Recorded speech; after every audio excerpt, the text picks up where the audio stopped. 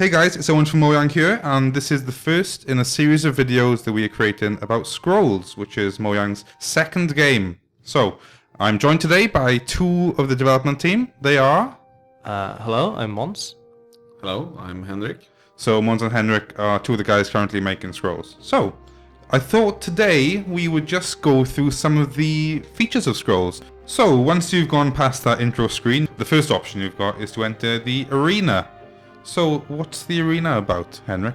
Well, that's where you meet other players, and that's the center of playing Scrolls, where you have the chats where you can chat with different players. You have different chat rooms. When you enter, you'll be automatically added to one of the general chats. There will be new chats created depending on how many players are there. And there's a trading room, and there's a talk about Scrolls and tactics and stuff. And then there's the single player modes. I think the first one is the tutorial, which is a basic tutorial. We'll give you a few hints about what the game is about. And the second choice you have is a quick match against the AI, which is a simple way to test out your new deck, try stuff. I mean, the cool thing about that is you can still earn gold from playing the AI, even though you can play on easy, medium, or hard. You earn more gold for the harder settings. It's a cool way for you to test out stuff and earn a couple of bucks, which you can spend in the store later on. Exactly. What else have we got there? We've got the trials. What are the trials? Yeah, the trials. The trials is a series of matches where each one has a special set of rules, like different winning conditions and starting setups. And they're ordered also in easy, medium, and hard. You earn a bit more gold for those, but you can only get that gold once. So it's a really nice way for a new player to start. That's the single player modes that we've got in the arena. Mons, do you want to talk a bit about the multiplayer? Sure, absolutely. So the first mode is called the testing rounds. What happens there is you match with another player, and you play with a rule set that is custom to testing grounds, and that varies over time. So every few patches will change it, and the idea is for this is for us to be able to run experiments on the basic rule set of the game. We're currently looking at whether we need to shorten matches, for example, and that is something we can test in the testing grounds. That's somewhere you'll go if you want to try out some new cool variants on the basic Scrolls rule set. Yeah. What else have we got in there? So the second mode is ranked, and this is the main multiplayer mode, I would say. You'll play a match where you get matched against a player of roughly equal skill, and then depending on whether you win or lose, you'll climb or sink down the ladder. And you take your own kind of custom decks into that, which you develop over time? Absolutely. So the decks that you build will help you become a better player, but it's also important to improve your play. And then the last mode, our newest addition, is Judgment. And that is what's frequently called the limited format in other games. This means you'll play with a collection of scrolls that you draft in a special system, which puts everyone on equal footing. So the cool thing about Judgment is when you play somebody else, they will not have an advantage over you in having a better deck. So it's all about skill in the draft and then playing the game. Then you play 5 matches, and after those you draft a new Judgment deck. So there's a lot of variation in there. Cool. I think that's been people are really into Judgment these days, aren't they? It seems to have been a nice thing to mix up the play and for people to try out something a bit different, which is cool. You can also spectate other players' games. Yeah, well, it's simple. You can click the little spectate button, and you will get a list of ongoing matches. You can sort them by most popular or ranked, and also choose which mode you want to watch. It's a really nice. Sometimes while if you're waiting for a ranked game, you can watch another game. That's awesome. And also it's also used a lot during tournaments. We have what is called ESL, the Electronic Sports League, runs tournaments each weekend, I think, and so you can watch it in the spectate mode, or you can perhaps follow a stream that tends to use the spectate mode.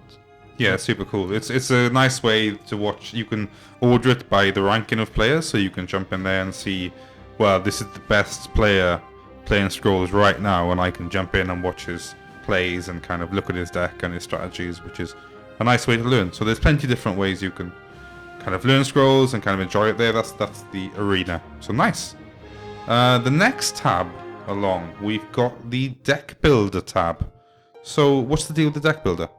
Well, the deck builder is, in the basics of Scrolls is that you play matches, you earn gold, and with the gold you buy more scrolls to increase your collection, your library of scrolls. And in the deck builder you have all your scrolls at the top, and you can drag them down to build a deck. A deck consists of 50 scrolls, or a minimum of 50 scrolls. You can have a maximum of 3 of each. So you can basically build your deck any way you like, but whether it's a good deck or not, that you'll have to prove in the ranked.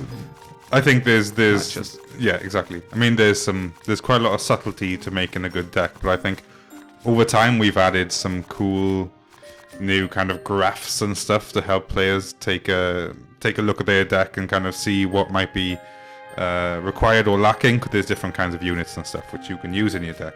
It's a nice way to show your own personality in the game when you enter ranked matches. It's kind of a cool thing to do. And we've got different factions, Mons. Do you want to tell us a little bit about those? Sure. So we have the 4 factions in the game currently are Growth, Order, Energy, and Decay. And the first 3, Growth, Order, and Energy, have been in the game since the beta launch. The 4th faction, Decay, was added a bit later, so that's a new thing if you haven't tried the game since the beta. So Growth is all about being aggressive, putting things on the battlefield, trying to rush towards your opponent and grabbing that way. Order, on the other hand, is all about board presence. So they have units that affect other units on the same row, giving them buffs. They have spells to move units around the board, both your and your opponents.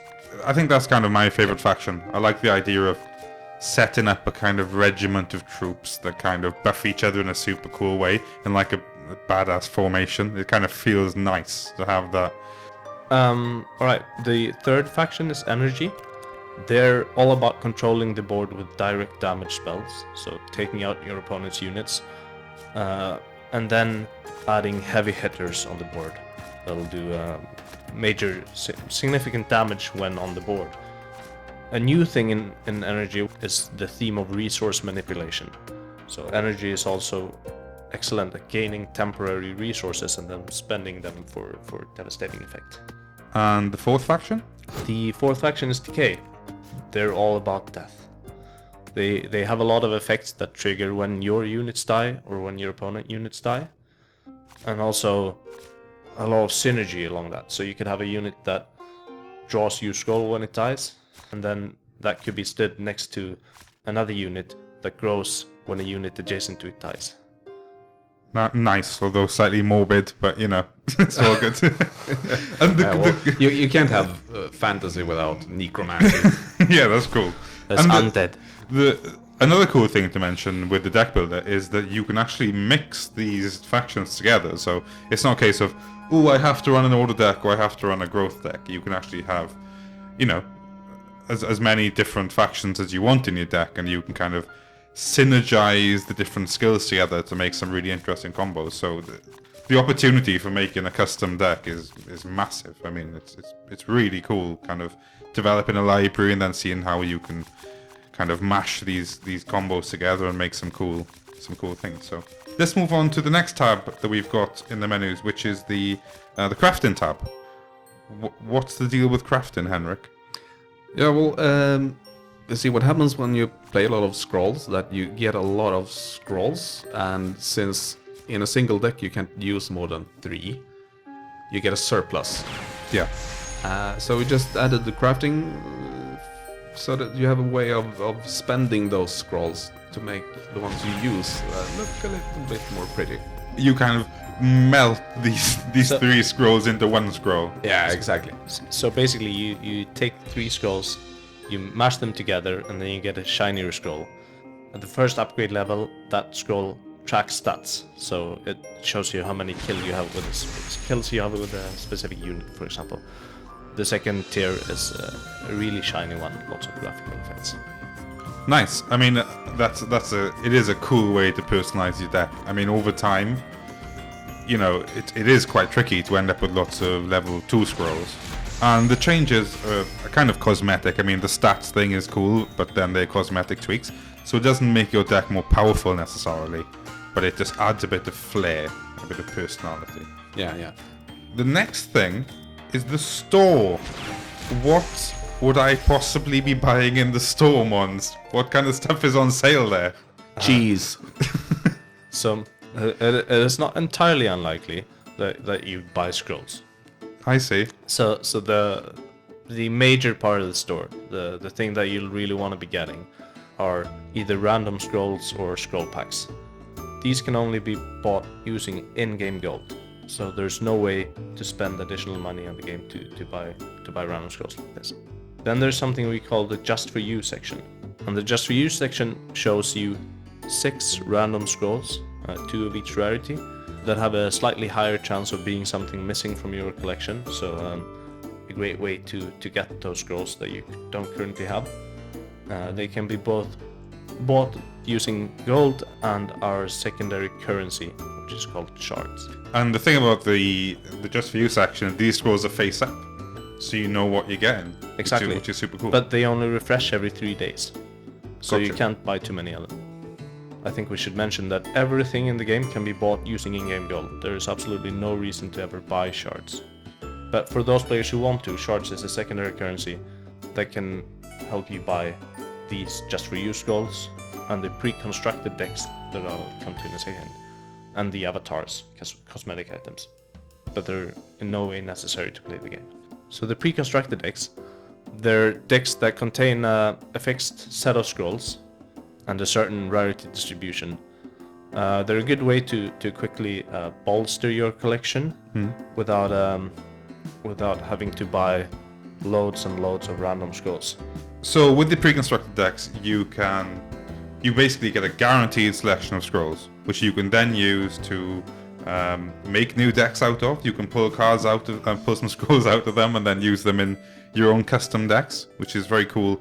And as you say, it's a way to just kind of get a chunk of scrolls and kind of boost your library early on. I mean, you could either save up some gold from the trials or play some ranked matches with the basic decks and then buy these. But I mean, it's a good thing to do for, I'd say, almost every player, because it gives you a good basis to start doing Absolutely. deck customization. And it's important to note that even though these can be bought with shards, they can only be bought once.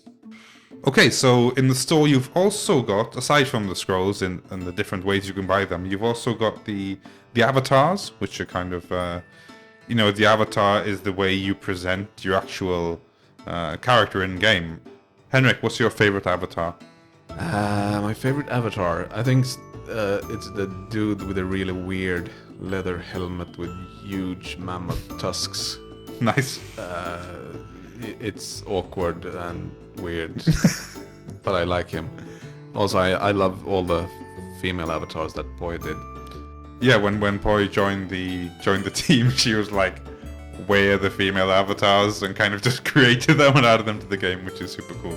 Yeah, Mons, what's your avatar? Mine? Yeah. I'm playing an avatar with really long hair because I used to have it at the time I set the avatar, but I've got a dude with a completely awesome beard. It's unbelievably awesome. But yeah, maximum beard for my guy. But yeah, the cool thing is you can tweak the head and the body and the legs, and you can kind of mix and match the different bits from different places. So it's kind of cool. Okay, so the next 2 places that you can visit from the arena are the settings menu, which are kind of, the obvious things, change your resolution and that kind of stuff. On your profile page, you can check where you stand in the leaderboards and kind of look at how well you're doing and going up the ranks. Edit your avatar, which we discussed a bit just now, and look at your achievements. Now, that's a new addition to the game. What's the deal with achievements? But the cool thing about achievements is each achievement gives you 100 gold, which is 1 random scroll. So there's 85 in total, so you can sort of, if you want to, you can chase the achievements to build up a scroll collection. There's the regular win a match, win 10 matches.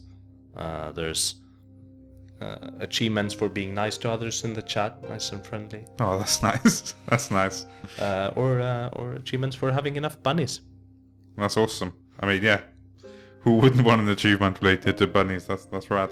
Well, I think that goes through our kind of the basic things that we've got in Scrolls at the moment. I think we're going to do more of these videos, and we'll kind of talk about some more detailed things and some tactics and some more specific stuff from the devs. But we thought we'd do a nice kind of opener, a nice introduction to how the game has evolved since beta. So, yeah, hope you enjoyed it, and we will speak to you again soon. Bye. Thanks, guys. Thanks. Bye. Bye. Bye. Bye. Say bye-bye, Henrik. Bye bye.